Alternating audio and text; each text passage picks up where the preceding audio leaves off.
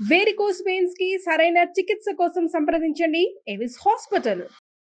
నమస్తే రమ్మగారు. నమస్తే చే రమ్మగారు, మోసపోవటం రకరకాల విషయాలు రకరకాలుగా మోసపోతూ ఉంటారు.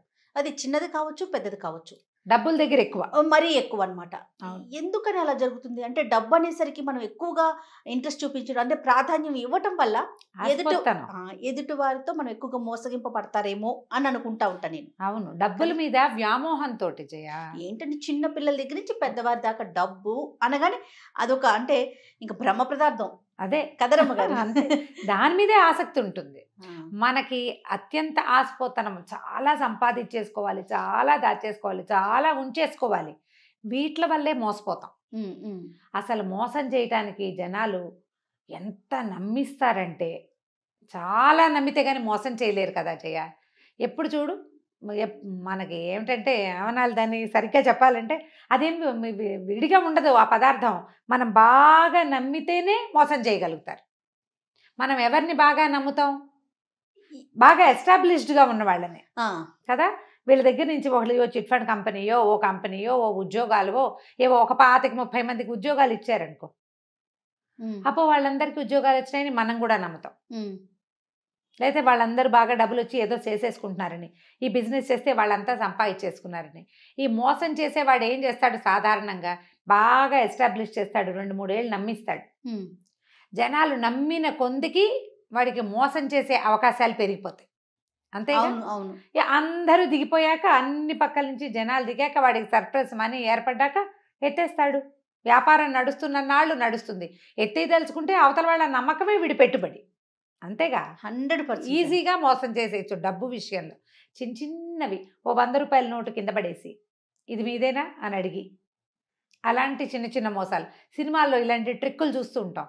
అక్కడి నుంచి పెద్దవి ఇక బిజినెస్లు, బోర్డులు తిప్పేటాలు, బ్యాంకులు బోర్డులు తిప్పేటాలు. బ్యాంకులనే మోసం చేసేవాళ్ళు. ఏమిటి, తాడిని తన్నేవాడు ఉంటే వాడు తలని తన్నేవాడు ఇంకొకటి. అత్యాశ ఒక కారణం అనుకోవాలి కదా. ప్రధానమైంది మనుషులకు ఉండే గ్రీడీనెస్, అత్యాశ. కావాలి, ఇంకా కావాలన్న కోరిక. మంచి కథలు ఉంటాయి జయ వాటి మీద. మోసకారి కథలు ఎన్నో మనకి చాలా చెప్పుకున్నాం మనము. కానీ కథా సరిసాగర్ నుంచి ఒక కొత్త కథ చెప్దాం. తప్పకుండా. ఇంతకుముందు చాలా చెప్పాం కదా. ఒక ఊళ్ళో శివుడు మాధవుడు అని 2 ఫ్రెండ్స్ ఉండేవాళ్ళు. పరమ మోసకారులు వాళ్ళిద్దరు. ఇది డైరెక్ట్గా దొంగతనం చేయటం లాంటివి కాదు, మోసం చేసి సంపాదించటం.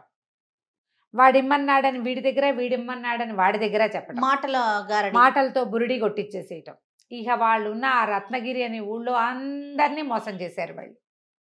ఏదైనా పెద్ద ఎత్తున జరిపి ఏం చేసేవాళ్ళు, వీళ్ళు రోజువారీ హాయిగా తినడానికి, తిరగడానికి, ఆడుకోవడానికి సంపాదించుకునేవాళ్ళు. సంసారాలు లేవు, కుర్రాళ్ళు. ఇప్పుడు ఇలాంటి వాళ్ళు అంటే అగ్నికి వాయువు తోడైనట్టే. ఒకడు దొంగ వెదవైతే వాడికి ఫ్రెండ్ ఉంటే ఇద్దరు కలిసి చేస్తారు. అవును, అంతే కదా. ఒకడు దొంగతనం చేస్తాడు, రెండోవాడు ఎస్కేప్ ప్లాన్ చేస్తాడు. అవునండి. ఇలాంటి తెలివితేటలు ఉండి వీళ్ళు ఏమనుకున్నారంటే, ఇక్కడ చిన్న ఊరు, ఇది చిన్న ఊళ్ళల్లో ఇక లాభం లేదు మన సంగతి, పెద్ద ఊళ్ళకి వెళ్ళాలి, ఎక్కడైనా బాగా సంపాదించాలి. అయితే ఎవరిని బురిడి కొట్టించాలి అని ఒక రెక్కీ నిర్వహించుకున్నారు వాళ్ళు. ఆ నిర్వహించిన రెక్కీలో ఉజ్జయిని రాజపురోహితుడు. ఉజ్జయిని నగరం చాలా పెద్దది. రాజపురోహితుడికి రాజుగారి దగ్గర బోలెడంత మంచి పేరు. పైగా అతను బాగా సంపాదించాడు. 7 కుండల బంగారు నాణ్యాలు ఉన్నాయి అతని దగ్గర అని ఊళ్ళో చెప్పుకునేవాళ్ళు. మహాగ్రీడి, పిసినారివాడు. పావలా కూడా పోనిచ్చేవాడు కాదు. ఓ కూతురుంది, పిల్లకి పెళ్లి చేయలేదు. మహా డబ్బు పిచ్చి ఆయనకి.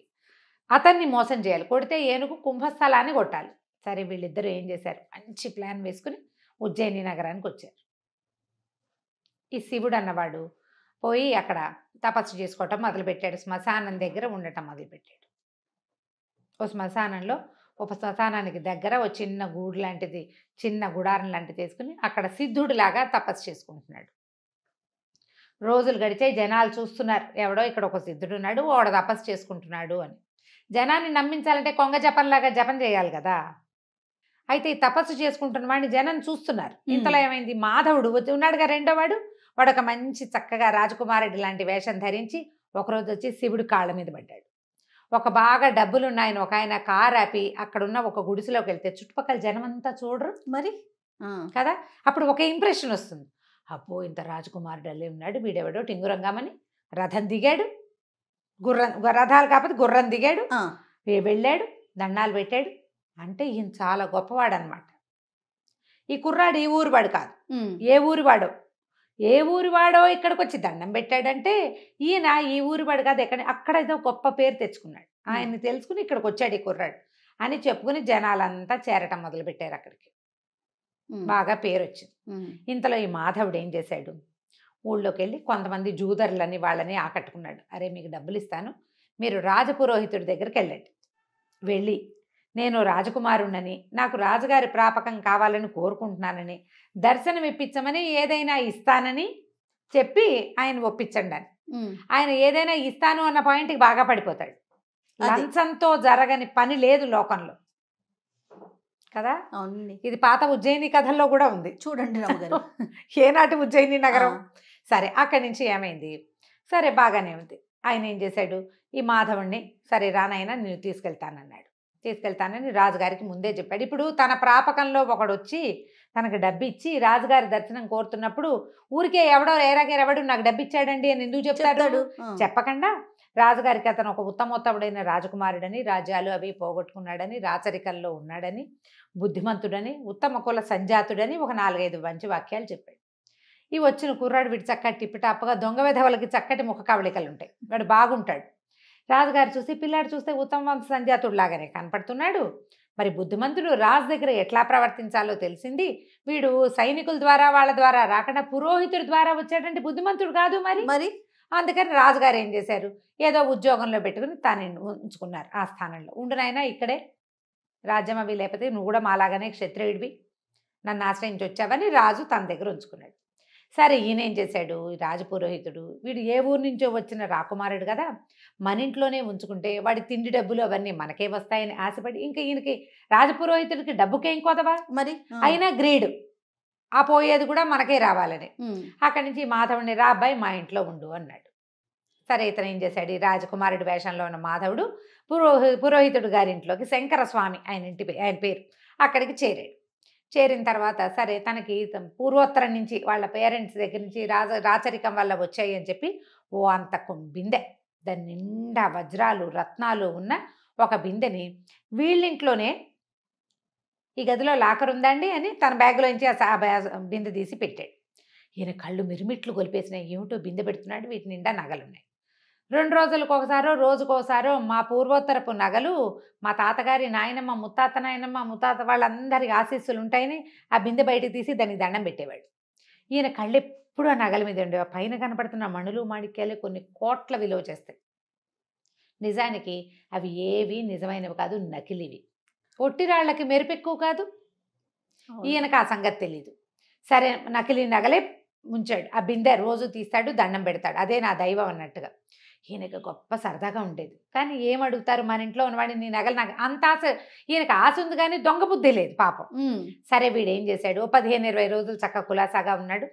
ఆ సిప్రా నదీ తీరంలో శ్మశానం దగ్గర ఒక సాధువు ఉన్నాడుగా, సాధువుకి కూడా అప్పుడప్పుడు నమస్కారం పెడితే జనాలంతా వాడి దగ్గరికి చేరుతుండేవాళ్ళు. అతను సాధువు అని ఫిక్స్ అయిపోయారు జనం అంతా, సన్యాసి అని.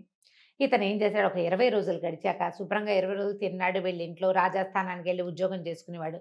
మెల్లిగా అన్నం తింటాం మానేశాడు, చిక్కిపోవటం మొదలుపెట్టాడు. డైటింగ్ చేస్తున్నాడు అనమాట. చూసిన వాళ్ళంతా ఏమిటైనా చిక్కిపోతున్నావు, వచ్చినప్పుడు చక్కగా పుష్టిగా ఉండేవాడివి అని అడగటం మొదలుపెట్టారు. 15 రోజులు లేకవాడు ఇట్లా అయ్యాడు. దేవుడా అని నీరసంగా ఏమన్నాడు, నాకు అగ్నిమాంద్యం పట్టుకుందండి, బతకనో ఏమిటో నేను. మా తాత కూడా ఇలాగే చచ్చిపోయాడండి, మా ముత్తాత కూడా ఇలాగే అయిపోయాడు, నాకు కూడా అగ్నిమాంద్యం పట్టుకుంది కాబట్టి బతకను నేను. నాకేమైనా ఇల్లా వాకిలా, మా పూర్వోత్తరం నుంచి వచ్చిన నగలు ఉన్నాయి, వాటిని ఎవరైనా సద్బ్రాహ్మడికి దానం చేసి మరణిస్తానండి అని మొదలుపెట్టాడు. ఈయనకి పాపం ఏం చేస్తాడు, నాకు ఇచ్చే అని అనలేకపోయాడు. అవునవును, ఎవరినో బ్రాహ్మణుల్ని తీసుకొచ్చేవాడు. వీళ్ళు నాకు నచ్చలేదు, వాళ్ళు నాకు నచ్చలేదు, వీళ్ళు నాకు నచ్చలేదు, ఇదేమిటి ఇలా ఉన్నాడు, ఇలా ఉన్న వాళ్ళకి దానం చేస్తే నాకేం సద్గతులు వస్తాయండి అనేవాడు. కొద్ది రోజులు గడిచాక ఏమన్నాడు, సిప్రా నదీ తీరంలో శ్మశానం పక్కన ఒక గూడారం వేసుకున్నాడు చూడండి సిద్ధుడు, ఒక ఆయన సాధువు, ఒక సన్యాసి. ఆయన అయితే మహోత్కృష్టమైన దానం, ఆయనకి ఇవ్వాలి దానం, నా నగలన్నీ నేను ఆయనకి దానం చేస్తానండి అన్నాడు. పాపం ఈయనేం చేశాడు, ఈ రాజపురోహితుడు ఇప్పుడు దాన ప్రక్రియ ఒకటి ఉంటుంది కదా, ఆ ప్రక్రియ చేస్తే తనకి 10 రూపాయలు ముడతాయి. ఆయన ఉద్దేశం అది. పోయి అక్కడ ఉన్నాడే ఎవరు, అక్కడ వీడి ఫ్రెండ్ శివుడు, అక్కడ కూర్చున్న ఆ సన్యాసికి వెళ్ళి అడిగాడు, బాబు మా ఇంట్లో ఉన్న మాధవుడికి ఒంట్లో బాగుండలేదు, వాడికి అగ్నిమాంద్య రోగం పట్టుకుంది, మరి చనిపోయేలాగా ఉన్నాడు, పాపం బక్క చిక్కిపోయాడు, తన దగ్గర ఉన్న పూర్వోత్తరపు నగలన్నీ దానం చేస్తానంటున్నాడు, దానం పట్టమన్నాడు. అనేసరికల్ శివుడు అన్నాడు, నాకేం ఇంట్రెస్ట్ లేదండి, దానం ఎందుకు, నేను సన్యాసిని, సంసారికి అయితే ఏదో నగా నాణ్యం దానం పుచ్చుకున్నా ఉపయోగపడుతుంది, నాకేం ఉపయోగం, నేను సన్యాసిని, పోనీ దానం పుచ్చుకుందామని నాకు పిల్లని ఎవడిస్తాడండి అన్నాడు. అనగానే ఈయనేమన్నాడు, బాబు పూర్వాశ్రమంలో నువ్వెవరు ఏమిటి అని అడిగితే నేను బ్రాహ్మణేనండి అని చెప్పి, అయితే నాకు కూతురు ఉంది, మా పిల్లనిచ్చి పెళ్లి చేస్తా, ఓహో మా పిల్లనిచ్చి నీకు పెళ్లి చేస్తాను, పెళ్లి చేసుకో, దానం పుచ్చుకో, మా ఇంట్లోనే ఉండు కానీ హాయిగా అన్నాడు. అని చంకలు గుద్దుకున్నాడు లోపల, అమ్మయ్య మన అల్లుడికే వస్తుంది మొత్తం డబ్బంతా. సరే ఈయన కాసేపు నసిగి గునిసి, సరేలేండి పాపం ఆయనెవరో వర్ణాసన్నుడుగా ఉన్నవాడి కోరిక తీర్చాలి, తమరు ఇంత పెద్దవారు ఇంత మాట అన్నారు, కన్యాదానం కూడా చేస్తామంటున్నారాయే, అలాగే లేండి అన్నాడు.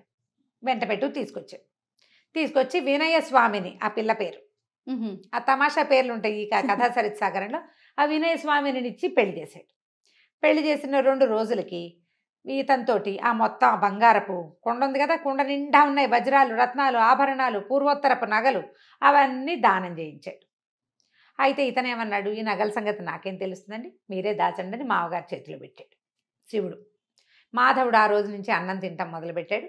నెల తిరిగేసరికి చక్కగా నున్నగయ్యాడు. దానం చేసిన ఫలితం వల్లే ఆరోగ్యం చేకూరింది. అంతేగా మనం గుళ్ళో పూజ చేస్తే ఆరోగ్యం చేకూరుతుందని చెప్పుకుంటాం కదా, మందు పట్టించిందనం మనం పూజ చేయటం వల్లే అంటాం. మన డాక్టర్ మంచివాడనే మాట కంటే పూజ చేయించాం, గ్రహశాంతులు చేయించాం కాబట్టి అలా నమ్ముతారు కొంతమంది.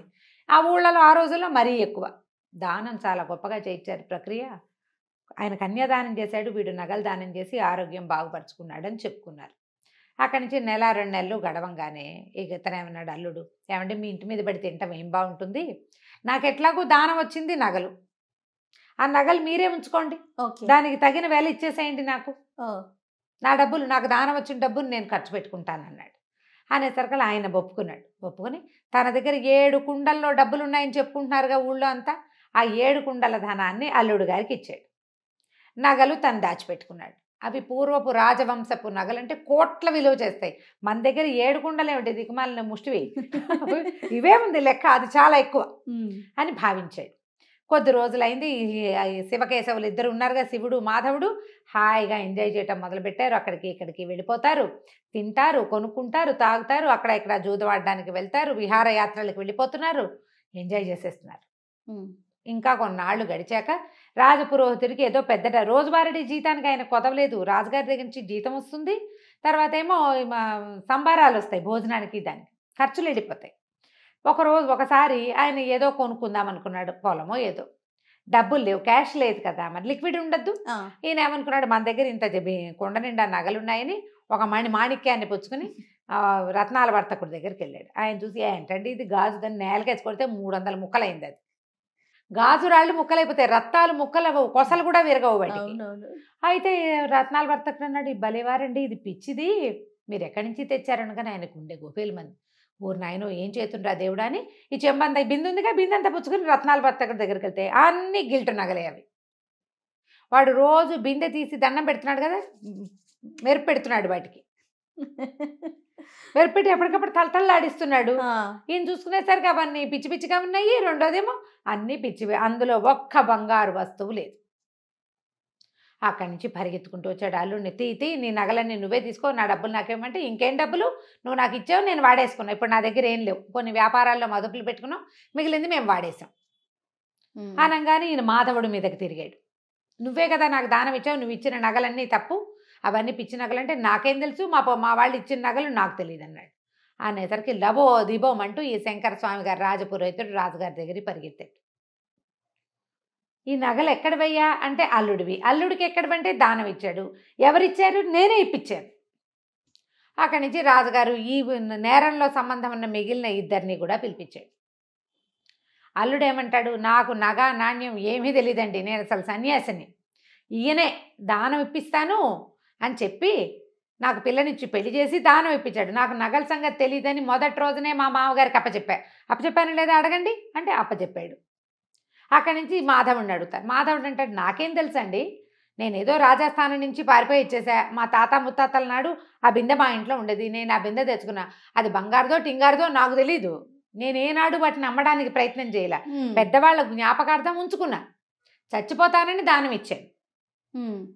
అది బంగారం అని భావించి కాదు, మా తాత ముత్తాతల ఆస్తిగా భావించా. అందులో ఉన్నది బంగారమో కాదో నేనేనాడు పరీక్షించాల, నాకు తెలియదు. ఓకే, రాజుకు అర్థమైంది వీళ్ళిద్దరూ మోసకారులే. మధ్యలో మోసపోయిన వాడెవడు? రాజపురోహితుడు. ఎందుకు మోసపోయాడు ఆయన? అత్యాస. కేవలము రాజపురోహితుడి యొక్క లోభబుద్ధి వల్ల. ఆ కావాలన్న ఆశ కొద్దీ, నాకు మగపిల్లలు లేరు, నాకు డబ్బులు ఎందుకు, పిల్లకి పెళ్లి చేస్తే దాని దారిన అది వెళ్ళిపోతుంది అన్న ఊహ చెయ్యకుండా, నిత్యము రాజస్థానంలో మంచి పదవిలో ఉండేవాడిని, నాకు డబ్బాస్ ఎందుకు అనుకోలే, కట్టుకుపోతానా దీన్ని అనుకోలే. చివరికి ఏమైంది? ఆయన ఎప్పటి నుంచో దాచుకుని సంపాదించింది మొత్తం ఊడాయించేశారు. గట్టిగా అడిగితే నీ పిల్ల నాకు వద్దు వెళ్ళిపోతానంటాడు అల్లుడు. ఏం చేస్తారు? నోరు గట్టిగా మూసుకుని రాజుగారు కేకలేశారు. అబ్బాయిలిద్దరిని వదిలేశారు. వాళ్ళు హ్యాపీగా ఎంజాయ్ చేశారు. తర్వాత ఇట్లాగే కథలు నడుస్తూ ఉంటాయి. మనం ఆశ పడితేనే మోసపోతాం, అత్యాశ పడకపోతే ఎప్పుడూ జీవితంలో మోసపోము. ఆశ పడటం వరకు ఓకే అనిపిస్తుంది. అత్యాశ దెబ్బ మామూలుగా మనకి జీవితం మీద ఆశ ఉండాలి కదా జయ. ప్రతి విషయం మీద కూడా ఇది తీసుకుంటే ఇది చేస్తే మనకు బాగుంటుంది. మనకు ఆల్రెడీ చాలా బాగుండి ఇంకా ఏదో కావాలనుకుంటే నీ ఏదో కావాలనే ఊహనే అవతల వాళ్ళు క్యాష్ చేసుకుంటారు. ఈ రోజుల్లో ఎక్కువ చూస్తున్నాం కదా రమ్మగారు. మామూలు క్రైమ్స్ అని, చిన్నవే మోసాలు చేయ, చిన్న ఆన్లైన్ మోసాలని. అబ్బబ్బబ్బా, ఏంటి రమ్మగారు, బంగారానికి మెరుగు పెడతామని రావటం, మొత్తం వలిసి వాడి చేతిలో పెట్టడం. లేకుంటే మీరు ఒక 100 రూపాయలు పెట్టుబడి పెట్టండి, మీకు అది 150 అవుతుందని. కానీ ఎలా 50 రూపాయలు? అది చెప్తున్నావు జయ. కోటీశ్వరులు ఒక లేడీని నమ్మి ఇంకా ఎక్కువ వడ్డీ కోసం, మరి ఆవిడ ఎన్ని కోట్లకి కుచ్చుటోపి పెట్టి వాళ్ళకి డబ్బులు తక్కువ. చూడండి, ఆ కోట్లకి ఇంకా కోట్లు రావాలంటే అత్యాశ కాదు, హాయిగా ఉన్నది ఎంజాయ్ చేస్తే సరిపోతుంది. అది ఎంజాయ్ చేయలేరండి, చేయలేకపోతారు రమ్మగారు. చేయలేరేమో మరి. ఇప్పుడు ఈ పైనుంచి వచ్చింది మాత్రం ఎలా ఎంజాయ్ చేస్తావు? నువ్వు ఉన్నదే నువ్వు దాచుకోలేకపోతుంటే ఎక్కడికెక్కడికో ఊహించుకుంటారండి. తరతరాలు కూర్చొని తినాలని అనుకుంటారేమో బహుశా. రైట్ రామ్ గారు, దాని మీద కూడా మళ్ళీ మంచి కథ ఉంది, చెప్దాం మళ్ళీ. అవునా? తప్పకుండా. రైట్ రామ్ గారు, నమస్తే. నమస్తే జయ.